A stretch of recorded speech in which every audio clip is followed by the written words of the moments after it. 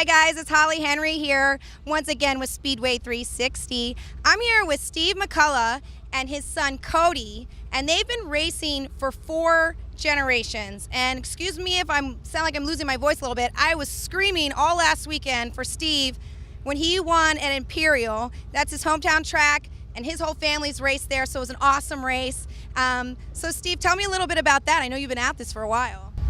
Yeah, we've been doing it for a long time. We're 4 generations, like you said. That's something that I hang on to pretty neat. It's not often. A lot of people get into this, they enjoy racing, but my grandfather, my dad, me, and then now to watch my little son race last week, all on the same home track. It's really something that it kind of changes your direction whenever you see your boy love racing like he does. And still got a few years of racing, I hope, in me, doing good, but it's neat to watch my little boy and really watch that evolve. Yeah, I'm sure it changes your motivational plane, because you used to be Cody and being watched by your granddad and your dad, and now here you are. And I love seeing you guys out there. Cody, you know, you won. I remember seeing you in Victory Lane. How do you like to race? Is it fun? Now, your dad was telling me you work on the cars too, so I know you're in the garage. Steve, how important is it to you that he's nutting and bolting his car and doing all the stuff that you learned from your dad and your granddad? Well, in today's racing, so many people, I guess, just drive, and we pride ourselves on. We've built our own cars in the past. We've moved past that. That's not the smartest thing. We've made some mistakes. But to build your own stuff, it's more of a sense of pride in it whenever you do good. It creates a platform that I hope I'm teaching my son, you know, a future of working hard and wrenching on the car. And without it, I don't think I could put the time into it if he wasn't there with me. It just changes the whole thing. Yeah, that motivation and that inspiration to keep going, because you want to pass down everything that you've learned for all those generations, and it's really cool. I love that your cars match. That's one of my favorite things. How do you fit in? Because I know you've got a great family, and your wife's really involved, and you've got a daughter as well, and she's at a cheer competition right now. How do you find the time to get, you know, Cody out on the track? I know for us it's hard to get 1 car out there, but for you guys to do 2 in a night, that's really an accomplishment. So how do you find the time to fit everything in?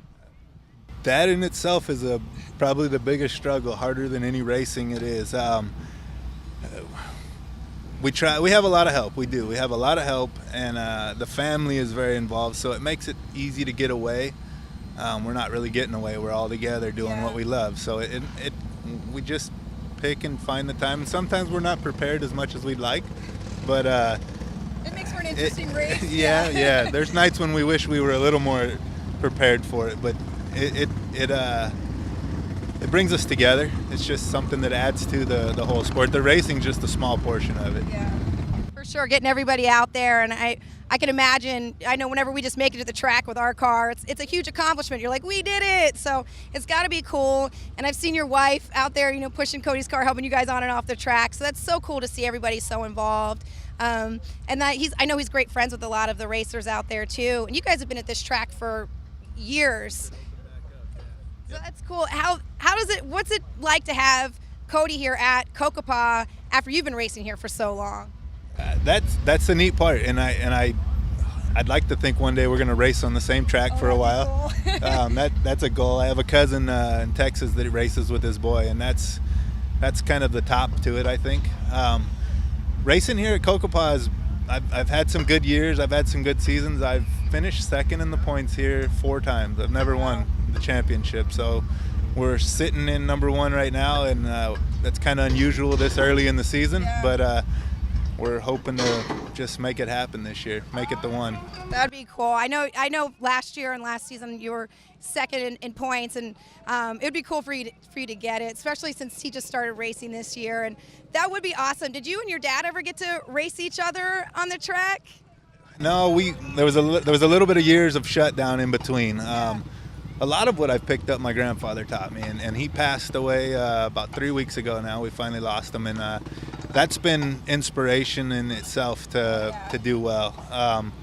We look forward to raising this little guy in racing, and then maybe his kids one day, and just following the whole thing. That'd be so cool. I mean, I know you guys will all run the 15. You guys have all run the 15 all those years. So it'd be cool to see his kids run the 15 one day. That'd be pretty awesome.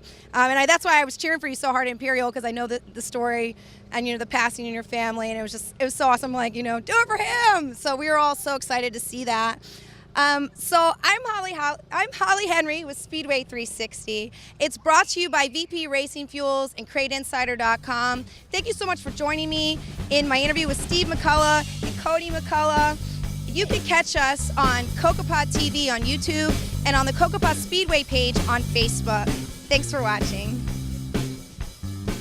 Good job. It wasn't that painful. See?